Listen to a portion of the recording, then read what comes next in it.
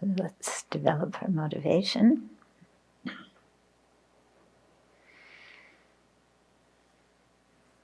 And I was thinking recently that we often see overcoming anger as one type of practice, and then recognizing the kindness of sentient beings as another kind of practice, different meditation topics. But they're very much related, because we can't, as long as our mind is overcome by anger and feelings of frustration and resentment because we feel entitled to something that we're not getting, as long as those feelings abound in our mind, there's no way we can see the kindness of sentient beings. We're completely blocked from seeing it, because the mind is too wrapped up in me, I, my, and mine, too wrapped up in the self-centered thought about me and my trials and tribulations. And when the mind is focused so intensely like that, there's no way to even consider others' kindness. So we get ourselves completely stuck when we allow our minds to get overwhelmed by resentment and jealousy and such.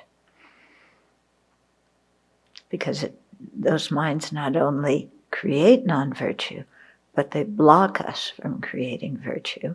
They block us from developing the qualities of the path.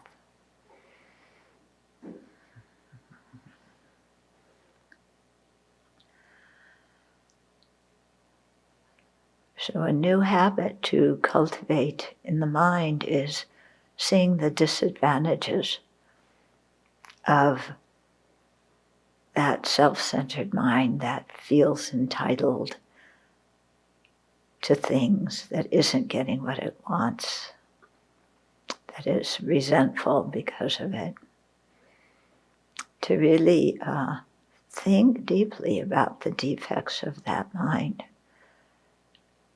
That's one part. And then the second part is, not only seeing the faults of that mind, but seeing how that mind has nothing to do with reality. That the world is not out to get us. It is not full of evil people who are intent on demolishing our every happiness. And so to see not only the disadvantages of that resentful mind, but also how false it is, how erroneous it is, how things do not exist that way at all. And when we can see those two things, then letting go of it becomes much easier. And having released that mind, then it becomes so much easier to think of the kindness of others.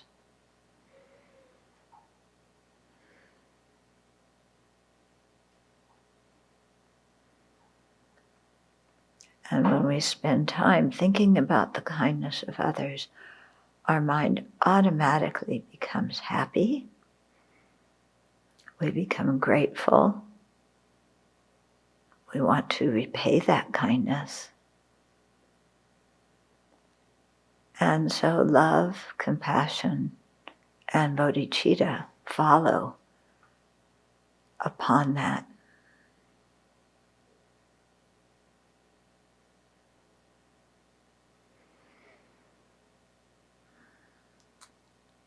So let's generate that bodhicitta motivation based on seeing the kindness of others and also their experiences of dukkha.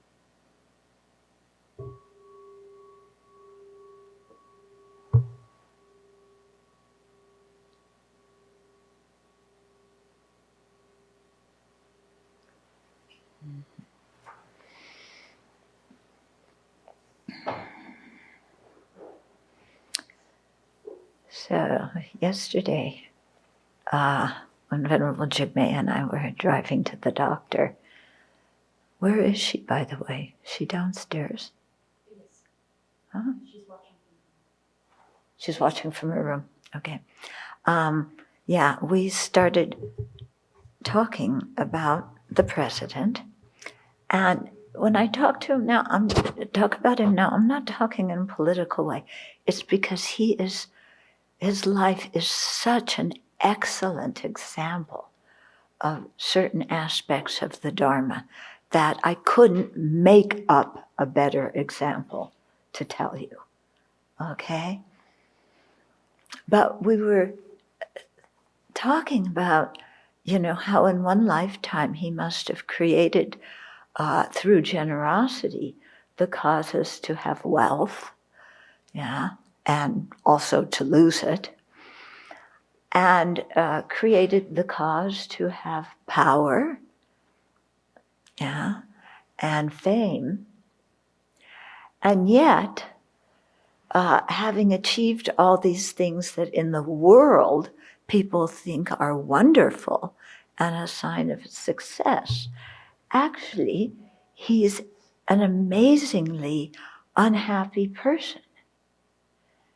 Yeah? When you listen to what he says in his press reports or interviews, and best yet, the rallies that he holds, every chance he gets, he rails against how mean people are to him. Yeah? And how he hasn't done anything wrong. He's done everything right, and yet people falsely accuse him.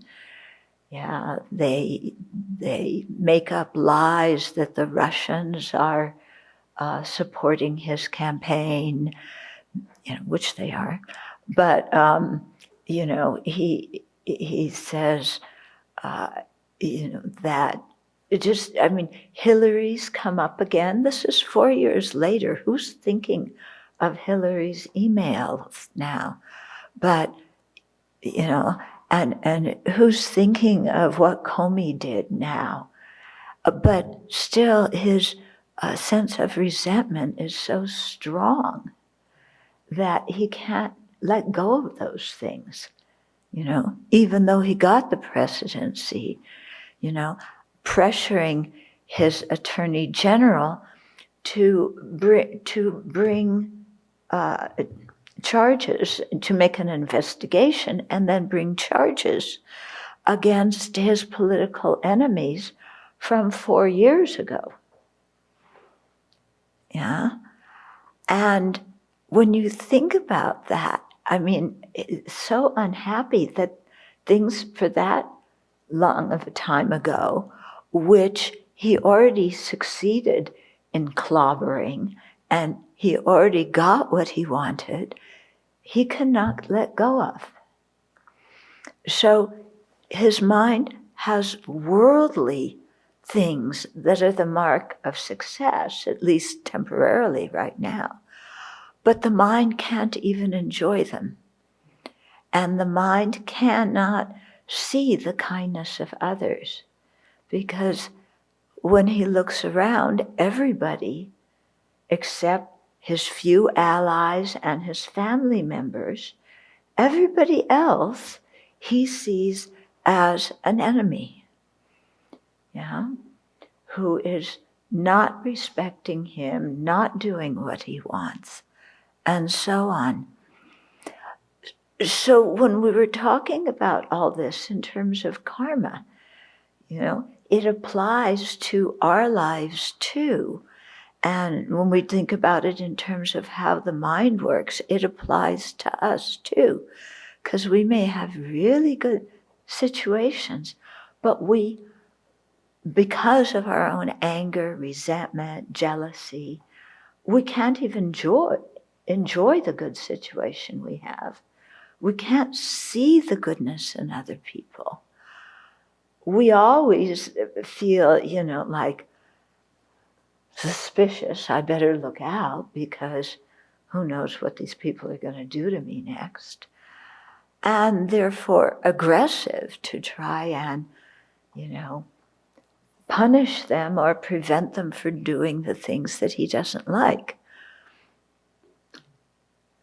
And all of this winds up, right now to be incredible unhappiness and the creation of so much negative karma, which is going to actually bring more suffering in the future. So I'm telling this because there's an analogy with our lives. We may not have what most people call worldly success, but we have a comfortable life, even as renunciants. And yet, can we even enjoy what we have? Or is our mind so much in the habit of feeling left out, feeling ignored, feeling suspicious of other people's motivations, and so on, that we're so preoccupied with that we can't enjoy what we have, and we're blocked from developing a virtuous mind. Because like in the motivation that we developed, when you really look at your mind, it's impossible to develop bodhicitta, let alone, think about the kindness of other sentient beings when our mind is habituated with that kind of negativity. Yeah? And it's a sad situation, isn't it? It's sad. It's sad when we're like that, and it's sad when you see somebody who has the worldly success that he has, who could do so much good with that worldly success if his mind could see kindness. Yeah? And if his mind could relax and be generous. Because they talk, when they, in the section on karma in the Lama, about different conditions that are kind of make a precious human life even better. And one of them is, to be born with this kind of worldly wealth and fame. And Atisha is often used as an example of that because he was a prince in Bengal, and when he decided to renounce the kingdom and, his inheritance and all, everybody was shocked and horrified, but it really made them think, why would somebody do that?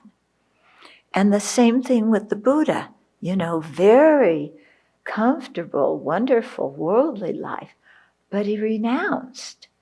And that really was a spark making so many people, even down to us today, think, why did he do that? Yeah. And so because of the fame and worldly success has that kind of influence if you have a certain kind of mind that can make use of it. If you don't, then those kind of qualities that, become the source of pain and the source of creating amazing negative karma. Yeah?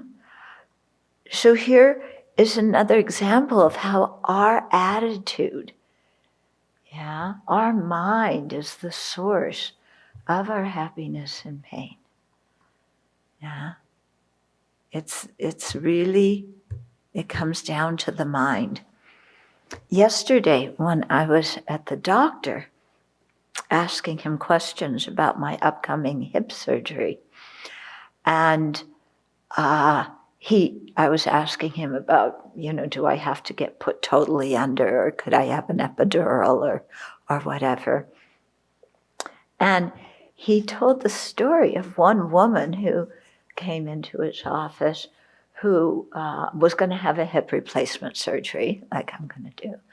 And her son, she said her son had died from an overdose of narcotics. And so she did not want anesthesia, or the minimum of anesthesia. And she did not want narcotic painkillers after the surgery. So this doctor's quite good. And, I think she needed some anesthesia. I mean, she must have had an epidural or a spinal or something like that. But no narcotic painkillers afterwards, which is amazing because most people take that. And then he made the comment, and this is a doctor who's not a Buddhist. Yeah, he said, you could see it was her mind. The mind makes the total difference when you have these surgeries. If your mind, has an optimistic attitude, then you don't have as much pain and things go much better. If you have a really negative attitude, then, you have a horrible experience. So he could see that right there in his medical practice. So, there we can see how it affects our body, but, our attitude affects really all aspects of our life. So when we're unhappy and miserable, instead of blaming outside, as Dharma practitioners, we have a secret, which is look at the mind, change the mind. Yeah? Change the attitude of the mind, change the way we're interpreting and seeing the situation. So, we'll continue with karma now. And the topic of karma relates to what I've just been talking about, because one of the karmic results is to do the same action again and again. Yeah? So if we do the same action and again, we're creating more and more negative karma. But also, if we reinforce the various afflictions that we have, and make the seeds of the afflictions, this is not the seeds of karma, but the seeds of the afflictions stronger, then the afflictions get stronger. They get more ingrained in the mind. And Geshe Topke referred to this in his teachings. Remember when he was talking about increasing the potency of the ignorance because we have it again and again? So it's like that with the other afflictions as well. So this is the whole thing of habituation. If we habituate ourselves with an affliction, we plant those seeds deeper.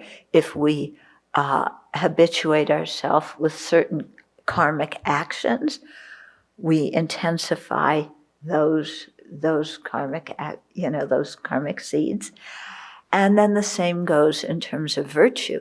If we water the seeds of virtue, they're going to grow. If we water the seeds of kind actions, generous actions, being of help and service to others, then those seeds are going to deepen and get reinforced in intensity.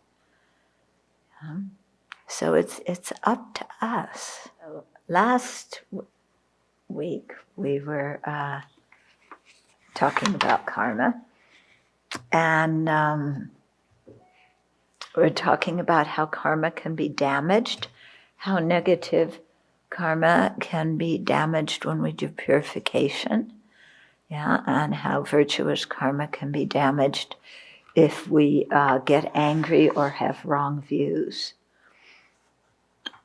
And then we talked about, I'll reread the last paragraph we did.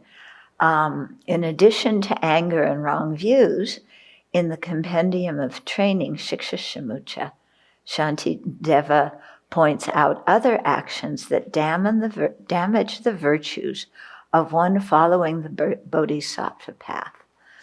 Okay, so again, remembering these is very good because it helps us. It's telling us how to avoid certain situations or certain mental states. Okay, so staying with householders who have strong attachment to material possessions and entertainment. So if you stay with householders like that, what are you going to start doing? Yeah? Watching TV, going to the movies, going to fancy places to eat, taking interest in all sorts of material possessions that, gee, if I weren't a monastic, I could go out and buy that, I could have that, or maybe I can hint to somebody how to give it to me, or, something like that. Okay, so that's one thing.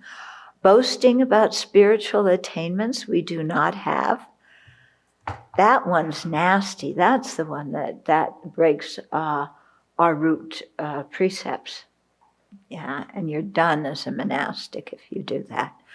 And when you think about it, it's not just because it's unfair to the laity, because in the situation in which this happened in our precepts, there was a famine, and so the monastics lied about their spiritual attainments so that the lay people would give them food. But what is so insidious about that action is not just that they got food from it, but that they manipulated the faith of the lay people.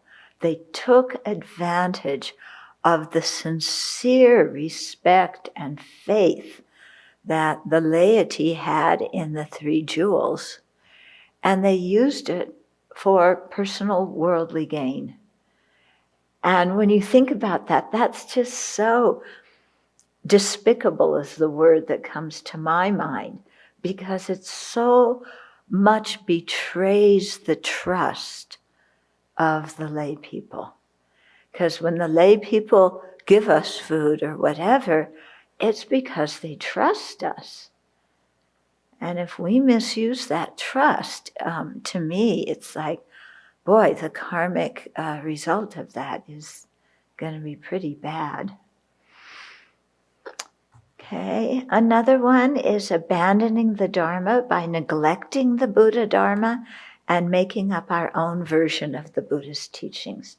So this is one of the root precepts in the Bodhisattva ethical code. Yeah. So you kind of neglect the Buddha Dharma, and you make up your own version, but you pass it off as the Buddha's teachings. You say, oh, the Buddha taught this, but actually it's your made-up concoction. So you're using the name of the Buddha to sell your own spiritual tradition. It's kind of like, what do they call that in business? When you take somebody else's brand name and use it for yourself to market your own goods and thus cheat the original company. Counterfeit? Yeah, like counterfeit advertising or branding, yeah. Something like that where you're really, quite deceptive. So it's kind of like that. You're using the Buddha's good name, but what you're teaching is not what the Buddha taught. And we have to be careful about that nowadays, because there are people who, with the intention to make the Dharma more culturally appropriate, or not to make the Dharma more culturally appropriate, to make the way we speak and act and the external things more culturally appropriate. They change the Dharma teachings as well. So it's one thing, like His Holiness has said, in the West, instead of, if you don't want to use the long horns and short horns, you can use a piano and a guitar. It won't be the same, but he said you can use something that's according to your own culture. Yeah. So that kind of thing is okay. Buddhism has naturally changed in that way as it went from one culture to the other. And that's why the robes are different in the different places and so on. But to change the Dharma teachings, if you change those, then you're obliterating the path to liberation. Because without correct teachings, people cannot practice correctly. And so the results cannot be attained. Yeah, so people can do this, they mean well, so to speak, but they're actually acting in ignorance, and it's very damaging. Yeah, and my feeling is if you want to modify and create something that you think is better, according to your interpretation of the scriptures, then call it a different name. Yeah? Don't call it Buddhism. Call it a different name. Yeah? Okay, another thing. So these actions also impede our progress along the path, even if we do virtuous practices. Studying this text, the Shiksha Samuccaya, as well as Nagarjuna's compendium of sutras, which is the Sutra Samuccaya, which also discusses the Bodhisattva path, is very helpful. Okay. So then contemplating how the ripening of karma can be affected by countering forces makes us more conscientious. So in Thursday we've been studying conscientiousness. So the conscientiousness in turn strengthens our mindfulness and introspective awareness in daily life. So with conscientiousness, we care about our ethical conduct. Yeah, we care about creating virtue and abandoning non-virtue. So when we care about it, then our mindfulness of what, to focus the mind on virtue, our introspective awareness, which monitors what our body, speech, and mind are doing, these things are going to be more active in our daily life. And that, of course, is going to be quite wonderful because it will prevent us from creating negativity and spur us to create more virtue. Okay, so we become aware that getting angry is completely counterproductive. Okay, and that's so easy to say when we're sitting here in class and we really believe it. But when we're angry, do we think it's counterproductive to be angry?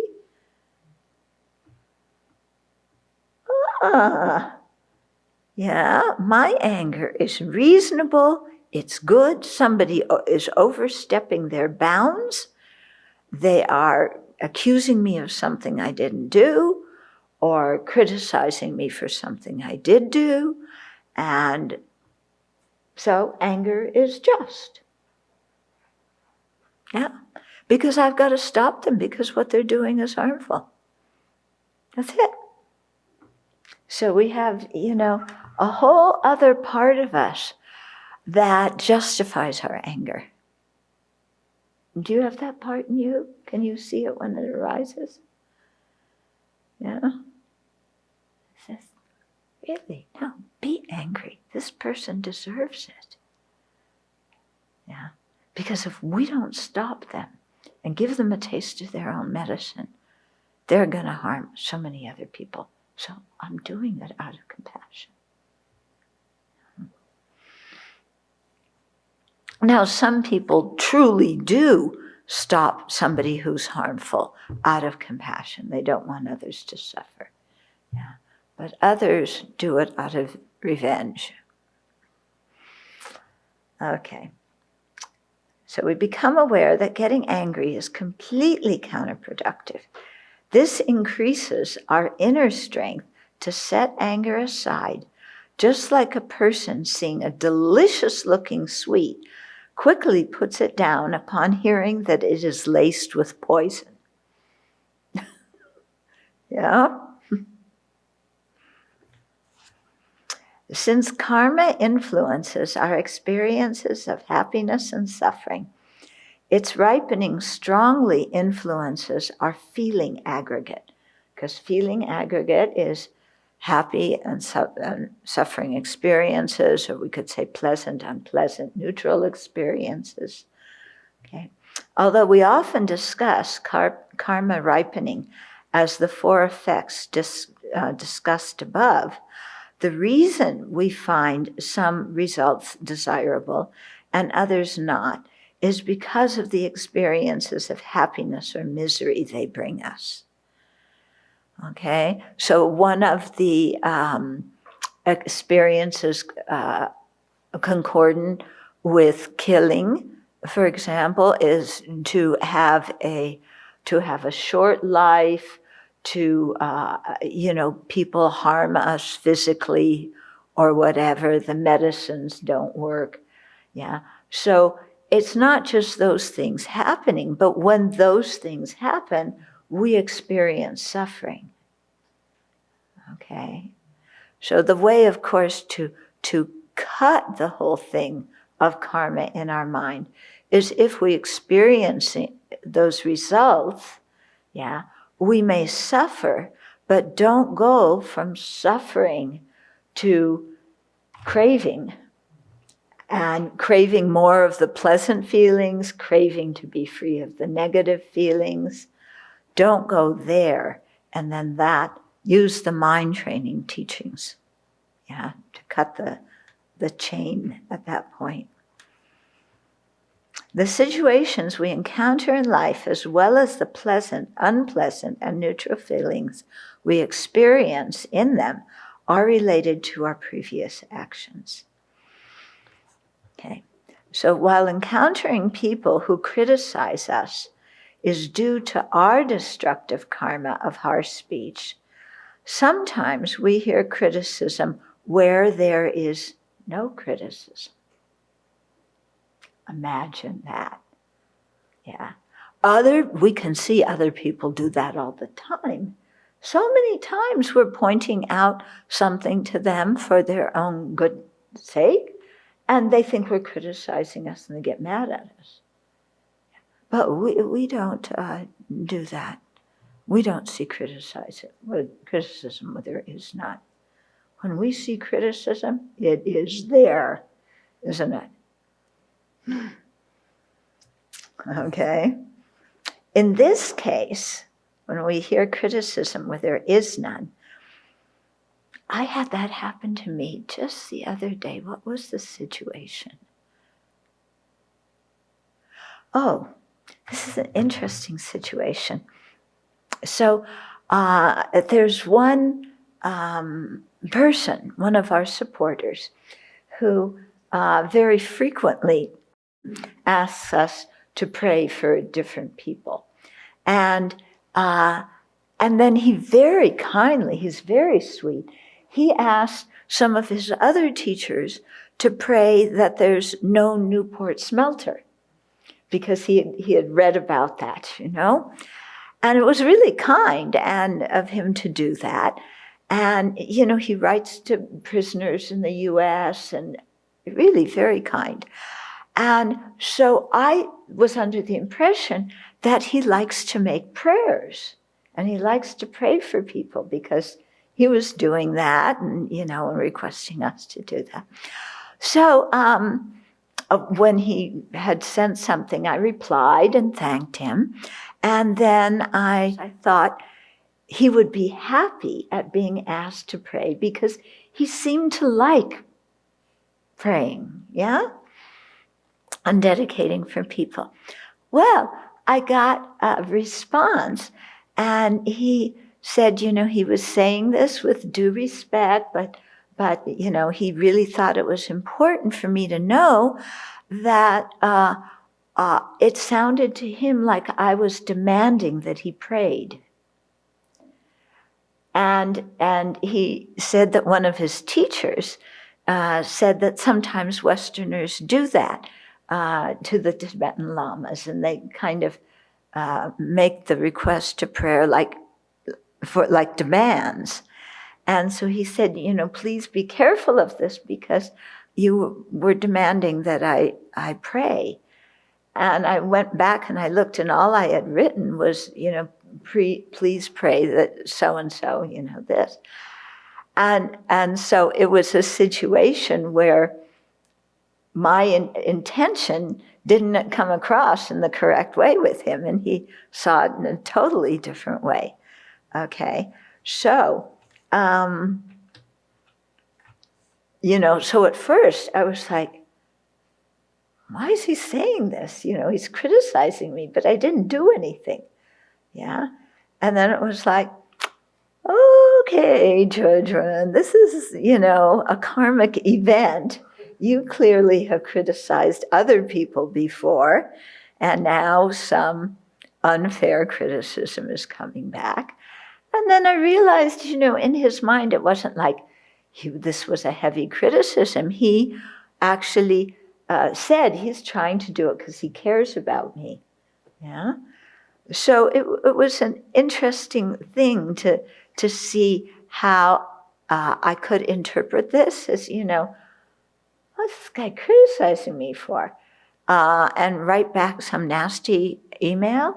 Or I could just say, this is a karmic result of criticism I've dished out, and I've certainly dished out plenty.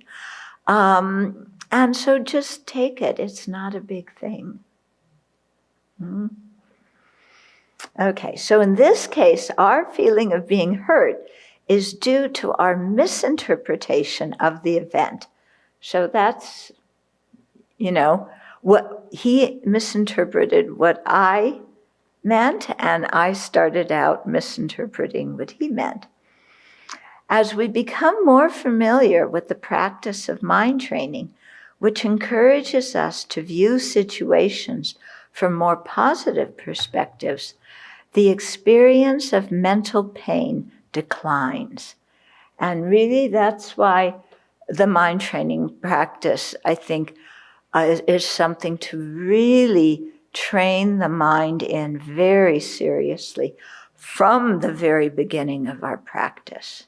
Yeah, because you can learn the 4 of this, the 20 of that, the 16 of the other thing, but if you can't control your mind when things happen that you don't like, then you're really lost. Yeah? In fact, if we practice well, even if people wish to hurt our feelings, we won't feel hurt. Wouldn't that be nice? Even somebody wants to hurt our feelings, we're just like, whatever, who cares? And when you look at all the names that the Chinese government call His Holiness, is His Holiness offended? No, he's not offended at all. So we may find that certain emotions or intentions easily and frequently arise in our minds. This is a result of habits in previous lives. Someone who angers easily has a strong habit with this emotion. Should the anger grow to become physical violence, the physical deed may be related to previous karma, since the causally concordant behavioral result of violence is the tendency to do the action again. Okay, so the physical violence or verbal violence is a karmic result. Getting angry again and again is a result of having watered the seed of the anger. Nourish the seeds of the afflictions. Some children like to kill insects or torment animals. This is another instance of a causally concordant behavioral effect of killing. Other children naturally help others from a young age, even though their parents do not explicitly teach them. This behavior, too, is a causally concordant behavioral result. In addition, these children were habituated with certain emotions, anger or compassion, for example, in previous lives. Okay. So you often see this with children. Different tendencies just kind of come out very naturally. And so you can have parents who are really kind and nurturing and look after their children well, but their kids are just furious all the time and get into fights all the time. Yeah. And you can also have families where the parents they kind of neglect the kids, but the kids grow up with a real sense of ethical conduct and kindness. So much depends on, the habits we carry with from previous lives. And, of course, how we think about things in this life. Yeah, you really see, kids do not come into this life as blank slates. Yeah. And as teachers, did you teach little kids? Kindergarten, grade 6. Kindergarten? Well, actually, kindergarten, grade 9. Kindergarten through grade 9. Wow. Okay. Yeah, then you can really see at kindergarten level, can't you? Yeah. There's a lot of things that the kids say. Sometimes they say things or do things, and you're wondering, where that came from. Mm-hmm. We can apply our understanding of karma when we watch the news or hear of the good and bad experiences of others. Here we reflect on the types of actions people have done that created the causes for their present pleasurable and miserable experiences. In a natural disaster, many people lose their lives and property. What kind of actions could have caused this? So the fires in California, now raging fires in Colorado, we have people losing their houses. And some people, they put their whole lives investment into their house, and now it's just ashes. So what kind of karma could have created that, for that to happen? What do you think? Stealing, yep, that's it. Yeah, depriving others of their property, then we lose our property. Mm-hmm. So we may understand this according to karma, but it's very important that we do not blame people when they experience harmful results. Yeah, we should never say, oh, you caused your cancer by the way you were thinking, or you created so much negative karma in your last life that's why your house burned down. That is not at all skillful, and it just causes so much pain and hurt and confusion in other people's minds. And also, it's the person in the previous life did those actions. The person in this life is experiencing the results. They're different people because they're different lifetimes, but they're the same general I because they're the same mental continuum. Okay? But it never, to blame people like that. And you see this sometimes in New Age things. Yeah? Oh, if you weren't so angry, you wouldn't have gotten sick. Oh, please, that doesn't help anybody.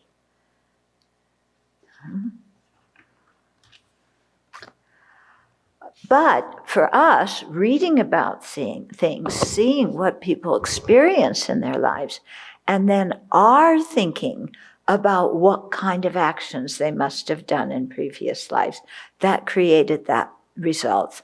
That, doing that in our meditation is very, very helpful, because we come to understand karma and to respect it more, and then that makes us more conscientious. Okay? And when we say to ourselves, like I said, oh, why am I getting this? Because I've criticized others. We're not blaming ourselves. There's a big difference between blame and accepting responsibility. Okay? So blaming yourself is, oh yeah, here I go again. I criticized so many people in this life, so many people in my previous life. I can't keep my big mouth shut, so of course I get this kind of result. And, I don't know if I'll ever be able to change it because I have so much anger. So that kind of thing, that's blaming yourself. Yeah. Does that do anything good? Does that motivate you to change? Does that help your understanding of cause and effect? No. It does nothing but increase the stock value of the Kleenex company. Yeah. Because we cry and we buy more tissues. Okay? But if we say, oh, why am I experiencing that result? Oh, I must have criticized people in the previous life. That makes sense. I criticize people now. I criticize people in previous lives. I don't like this result of getting criticized. Therefore, I'm going to stop creating the cause for it. I accept responsibility for getting criticized. I accept responsibility for the hurt feelings I had. I'm not blaming the other person. But what I'm going to do is learn from this and not make the same mistake again. Yeah? And if we think like that, then we're really breaking that whole karmic thing of, you feel pain, so you get angry, so you feel more pain, so you get more angry. We're breaking that. And we're also deepening our understanding of karma. And having a very firm understanding of karma is really important, because when we meditate on emptiness, we have to afterwards be able to establish conventional existence. And conventional existence, or conventional truths are, they're things that are conditioned, most of them. So we have to have a very robust understanding of karma and its effects, so that when we realize emptiness, we don't go to the extreme that you see some people doing of saying, well, there's no good and there's no bad. So I can do what I want because there's no good and there's no bad, it's all empty. Okay? So that, a good understanding of cause and effect, and really respecting that cause and effect functions in our lives. And we can't ignore that fact. Okay, many first responders and neighbors come to the aid of these people who suffer during natural disasters. And there is an outpouring of donations to help them resettle.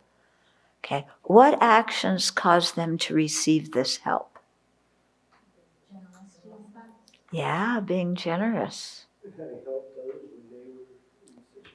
Right, and having helped others who were in similar situations.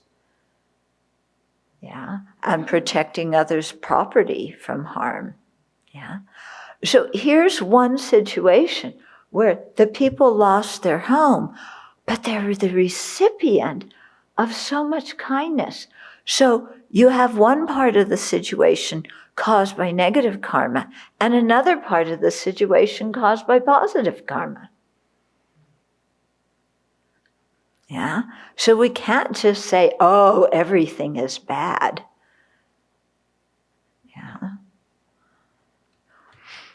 What will be the long-term results for people who offer aid? Having good conditions and wealth in the future. Having good conditions. Wealth in the future, having some kind of affluence. Yeah, having affluence, having good conditions, probably having many friends. Yeah. Okay, so this is a very practical way to contemplate karma and apply our understanding to our own lives and to what we see around us. Yeah, it really helps us to understand the world around us when we think about karma. When doing this, as noted above, do not fall into a wrong understanding of karma and its effects by thinking that others deserve to suffer, or thinking that they're morally inferior because they are suffering. Yeah. So why are these two things wrong understandings? Because that's not who a person is. That same person has also created so much virtue. Yeah? And they've created all sorts of karma. And they have the Buddha nature. And they've been kind to us. So how can we say they deserve to suffer? Yeah? Saying somebody deserves to suffer sounds like we rejoice in their suffering. Yeah? Oh, he got it. Good. Yeah? What kind of mind is that on our part? You know? Or considering people more morally inferior. Isn't that a bit arrogant? You know, do we never create any negative karma? And who knows what karmic seeds are on our mind stream? How can we, go around thinking that we're morally superior to anybody? That's totally wrong understanding. Yeah. And similarly, when somebody is experiencing suffering, saying, well, I won't help you because that's interfering with your karma. You created the karma for this to happen. You created the karma to suffer. So I'm going to let you suffer because if I help you, then I'm interrupting you experiencing the result of your karma, or I'm interrupting you purifying your karma. Yeah. So you got hit by a car, you're bleeding in the middle of the street. I'm not going to, call 911 because that is interrupting your karma. Okay. So if we think like that and act like that, what are the results we're going to get from that kind of action? Not getting the help. Yeah. Not getting the help we need when we need it. Yeah. And having people kind of ridicule us when we're suffering. Okay, so if we really think about karma like this, it is very good to help us make wise decisions about what to do and what not to do. Okay, suffering comes as a result of our actions, not as a reward or punishment for them. Since all of us have created destructive karma in this and previous lives, judging others as morally inferior and ourselves as superior is absurd. A person and his actions, also, this is another factor, a person and his actions are different. The action may be harmful, but the person is not evil. Each of us has the potential to become a fully awakened Buddha. So how can we say somebody deserves to suffer? So some people question, is helping suffering people interfering with their karma? So I gave you the answer before we even came to this paragraph. But the answer is, such thinking is foolish. Compassion is the appropriate response to misery, and we should always reach out to aid those who are suffering. The notion of karma must never be used to justify oppression or apathy in the face of problems that can and must be corrected. Okay? If we remain idle, we create the karma not to receive help when we are in misery. Okay, then the reflection. So this is your homework. I'm hoping you're doing the reflections in the book. If you do, you will benefit from them. If you don't, you will not benefit. So it's up to you. Okay, so first, think of some of the good circumstances you have in life. For example, health, sufficient wealth, family, education, friends, hobbies, satisfying work, opportunities to your Dharma teachings, connection with the monastic Sangha, and so on. So think of the good things in your life. And then think of the types of actions you must have engaged in during previous lives to create the causes for these excellent circumstances, because they didn't just come about by accident. And then 3, rejoice at the virtue you created and make a strong determination to engage in virtuous activities in this life to make preparation for good future lives where you will be able to continue your Dharma studies and practices. Okay, so for example, when you're asked to give a BBC talk or to lead a meditation or whatever, if you know that you have the skills, you should see that as an opportunity, to repay the kindness of others and to create the cause to receive teachings yourself in the future. So by helping others in the Dharma, even in small ways, to meet the Dharma, encounter the Dharma, then you're creating the cause to receive teachings yourself. And, we know that teachings are the essential first step to realizations. Realizations are not going to come before listening and studying the Buddhist teachings. Because remember, there's the wisdom arising from hearing or studying, arising from reflecting or thinking, and then arising from meditation. Okay. So now the next topic is definite and indefinite karma. This is sometimes translated as certain and uncertain karma. And the terms can be a little bit confusing. So, listen carefully. So some actions are definite to produce a result unless that karmic seed is impeded from ripening. Okay, so we can impede seeds of negative karma, we can impede seeds of positive karma. Okay. Other actions are indefinite in that their producing a result is not certain. Okay. Now, not certain doesn't mean that they will never produce a result. Okay. So the Yogacarya Bhuma, Levels of Yogic Deeds, explains karma whose results are definite to be experienced are actions that are consciously done and accumulated.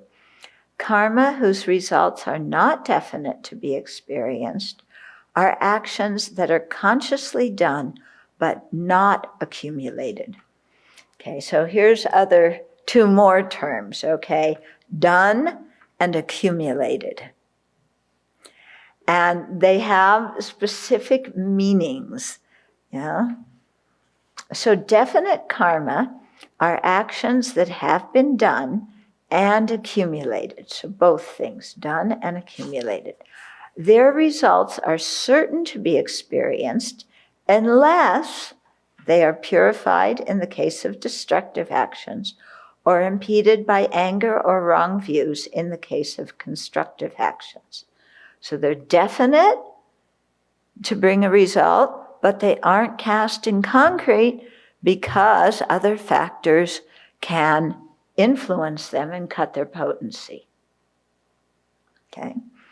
So actions that are done, done means that we consciously thought about or set into something into motion, physically or verbally. Okay? So it's an action, verbal or physical action, that we consciously have done and set into motion. So that's what done means. Accumulated means that we had an intention to act. Okay? So we had an intention to do an action. It doesn't necessarily mean we did that action. Okay? But we had the intention to. So all virtuous and non-virtuous mental actions are accumulated. Okay? So when we think of covetousness, malice, and wrong views, those are all mental actions that are accumulated in the same way as non-covetousness, non-maliciousness, and correct views are also actions that are mental actions that are accumulated. Okay, because we had the intention to develop those thoughts. Because remember, the mental actions aren't just one small thought going in your mind. It's you had that thought, and then you developed it to the point where you really want to act on it, but you haven't acted on it yet. Okay? So it is not certain that results will be experienced from actions that have not been both done and accumulated. So the four possibilities between done and accumulated are given below, together with examples. Well, okay, we just explained the one of done and accumulated because those are the definite karmas. Okay, so here we have 4P. Yeah, see, the debating class helps you. Okay, so then the second one is karma that's done, but not accumulated. So these are the 10 following actions. Okay, so they are not certain to bring results, so they fall in the class of indefinite karma. Okay. They are not certain to bring results. Their motivation is weak, or the motivation has changed since the time the action was done. Maybe they regretted what they did. Okay. But almost all other actions aside from these 10 are accumulated karma, meaning that there was the intention to act. So here we can see the great impact of motivation has on our actions and their results. So here are the 10 of karma that were done but not accumulated. Okay, so the first one is actions done in dreams. Now you might say, but we didn't do the action. We just dreamed we did it. But this is an action done in a dream. So it's not talking about whether you really did it. It's talking about whether you dreamed you did it. So it's an action done in a dream. That's kind of like one noun. Yeah. So we dream of making offerings to the Buddha or of killing an enemy. If upon waking, we rejoice at virtuous actions in a dream, we create virtuous mental karma. If we regret them, the karma is non-virtuous. Rejoicing at destructive actions in a dream creates non-virtuous mental karma. Regretting those actions and making a strong determination not to do them in waking life is virtuous mental karma. Okay? So, Yeah, the actions that were done in dreams. Yeah, we didn't actually do them. Yeah, and we didn't really, have a real motivation because, again, it was a dream motivation and a dream action. So the karma we create from what we dream depends on how we react and respond to that dream when we wake up. Yeah. So if you've been having a feud with somebody and feeling like you're just getting overwhelmed by their negativity, and in your dream, you dream that you fight back and you clobber them and you smash them, and you wake up and you say, oh, I feel really good. I stood up for myself and I clobbered that guy. Okay, at that point, because of your thought, you create negative karma. Yeah, because you're rejoicing in what you did in the dream. If you wake up and you say, oh, I really regret that, even though it's not a real action that I did, still, in a dream, I don't want to have dreams like that. Whether in a dream or waking life, I don't want to have those kind of thoughts or do those kind of actions towards other people. Then, if you think like that, you're creating virtuous karma. Okay. Similarly, if you dream that you won the lottery and then you gave it all away, and you wake up and you have deep regret, then that's non-virtuous. Yeah. But if you think, oh, I gave it all away and I helped so many people by giving it away, then you create some virtue. Okay, so karma done but not accumulated. So those actions and dreams, there was no intention, You may have done the action in the dream, but there was no actual intention to do it. Okay, second one is actions done unknowingly. So example, believing the art supplies on the table are for everyone to use. We take them without knowing that they in fact belong to a particular person. Okay, so we did do an action, the karma was done, but it wasn't accumulated because we had no intention to steal or deprive that person of their belongings. Okay. Third one is actions done unconsciously. We accidentally step on an insect without any conscious intention. Again, we did an action, but we didn't have an intention when we did it. It was accidental. Actions done without intensity or continuity. So an example is we offhandedly utter a few words of idle talk, or we chit-chat for a short time.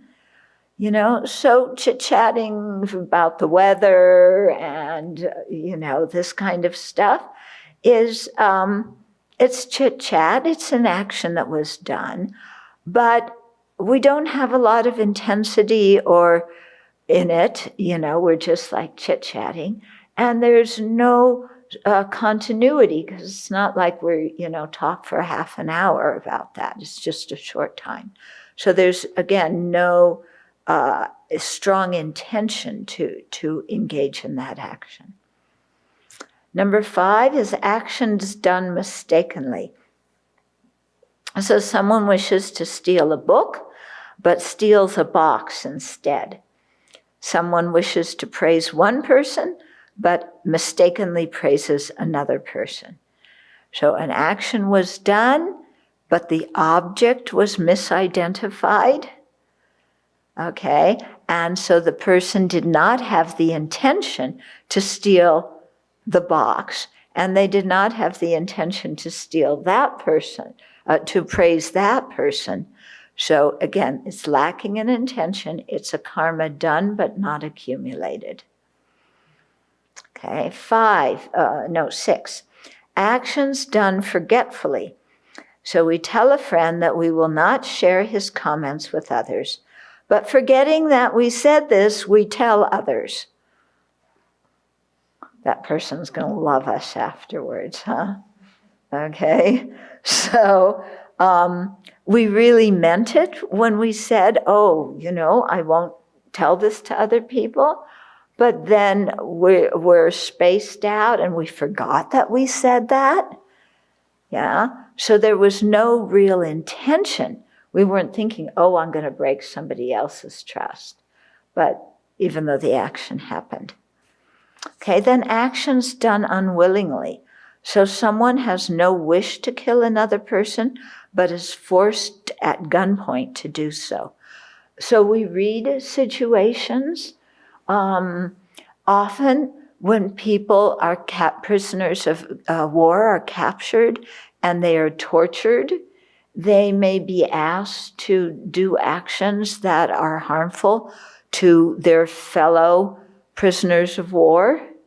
They don't want to harm those people. They're their friends and comrades, but somebody's holding a gun to their head and forcing them to do it. Yeah, so from their side, they didn't have much of an intention. When I look at this, they must have had some intention when they fired the gun, but it's not a real intention because they didn't want to really harm their friend, like that. Okay. So actions done unwillingly. Somebody makes you come to meditation when you really don't want to. Okay. So you go to meditation and you're sitting there and grumble, grumble, grumble, grumble. Yeah. So you don't accumulate any good karma, any virtue from doing it because somebody made you go to the meditation hall. Yeah. Sometimes people feel that way, don't they? Yeah? They feel that way.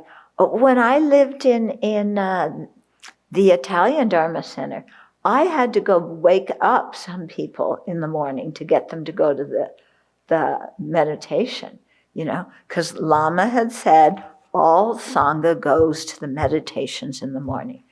And they weren't there, and then I had to go pound on the door and get them out of bed. Okay. And then, sometimes they drag themselves to session when I did that.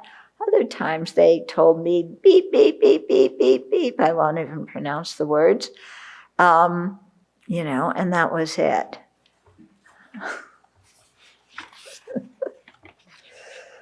Okay. But even if they went, if you go to meditation, oh, this nun, she woke me up in the morning and she's making me go meditate, I want to sleep late, and it's my individual right and freedom to sleep late because I didn't get enough sleep last night because, well, that doesn't matter what I was doing, but I didn't get enough sleep. Okay, then number 8 is actions that are ethically neutral. So walking, sleeping, reading, driving, cycling, eating, sleeping. We do all sorts of actions without much intention. Okay, so those actions are done. Yeah, the floor is swept, but they aren't accumulated. There's no intention to do them. You're just automatically doing them. So this is where the mind training practice comes in, because this is the point where you can change all those neutral actions into virtuous ones. Okay? And so we do that by, thinking that we're, helping other sentient beings in one way or another. Or when you go for full ordination, you have to memorize all the, was that full ordination you had to? Yeah. You had to memorize all the gathas in the Chinese tradition. Venerable Jampa memorized all of them. I think you got a prize for reciting them, huh? So it's, but then if you memorize them, then when you're doing these daily life activities, you remember to think that way. So then you're transforming a neutral action into something virtuous. Okay, actions eradicated through regret. So although in general we speak truthfully, we lie to someone and later have strong regret. Yeah, that's probably happened to everybody. Hopefully we generally speak truthfully, but then, we said something that wasn't so true, and then we really regret it afterwards. So again, the action was done, but it wasn't accumulated because the intention was weakened by the regret. And then the 10th is actions eradicated with a remedy. So seeing the disadvantages of killing, we no longer wish to go fishing, hunting, or take the life of any living being, and we take a precept to abandon killing. Alternatively, we weaken worldly attachments by attaining the dhyanas, the deep meditation states, or eradicate the seeds of those destructive actions by directly perceiving emptiness. Okay, so again, we did certain actions, but they are being counteracted with a remedy. So in the case of non-virtue, the remedy of having regret and taking a precept, okay, or developing your concentration to an extent where you can suppress the afflictions, or eradicating the seeds of those karmas, of those destructive karmas, by realizing emptiness. Okay, so we've done the karma that is done and accumulated, karma that's done but not accumulated. Okay, I think we had, then the third one is karma that is both done and accumulated. So these are the main causes producing a rebirth, and they are not included in the 10 actions above. In general, their 4 branches are complete, and their result is certain to be experienced.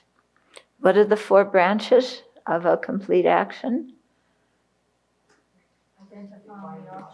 Identifying the object, the attitude, and the attitude has 3 parts, which are recognizing the object correctly, the motivation, and the affliction, or in the case of virtuous karma, the virtuous mental factor. Okay. Then the third of the 4, performing the action, and then completion of the action. Okay. So good to remember those. Yeah. So a homework assignment, for next week. Watch your actions and just, take actions that you've done and describe them in terms of the 4, the 4 parts of a full action to evaluate them. Look at them, so that's one thing. Then look at those same actions in terms of the factors that make the actions heavy or light. Okay. And then third, look at those actions in terms of whether they're going to be which of these 4 alternatives they're going to be. Okay. So take 5 actions that you do in the next week and write it out. Yeah. And see how it affects your mind to pay that kind of close attention to your actions and to investigate each action, very carefully like that. So you can do that in your meditation session and then write it out after your session, or, do it when you're eating lunch, or, plenty of time to think about these things. Okay, so these karmas have 6 characteristics, the ones that are both done and accumulated. So, first characteristic, the action is done deliberately, not impulsively, not coercively against our will.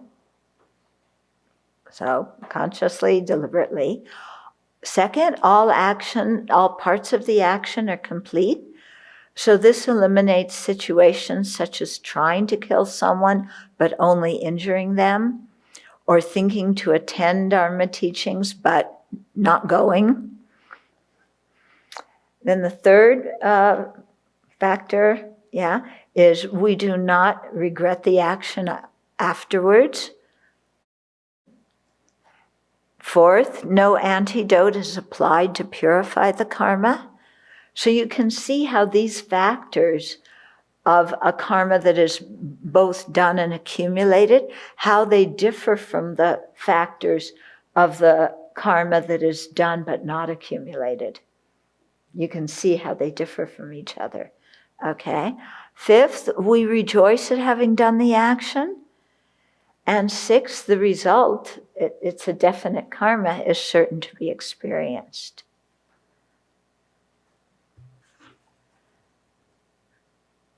Okay, so we're going to stop here. We still have one of the four left, but it's getting late. One or two questions? Whoa, okay. Yeah, you, and then you.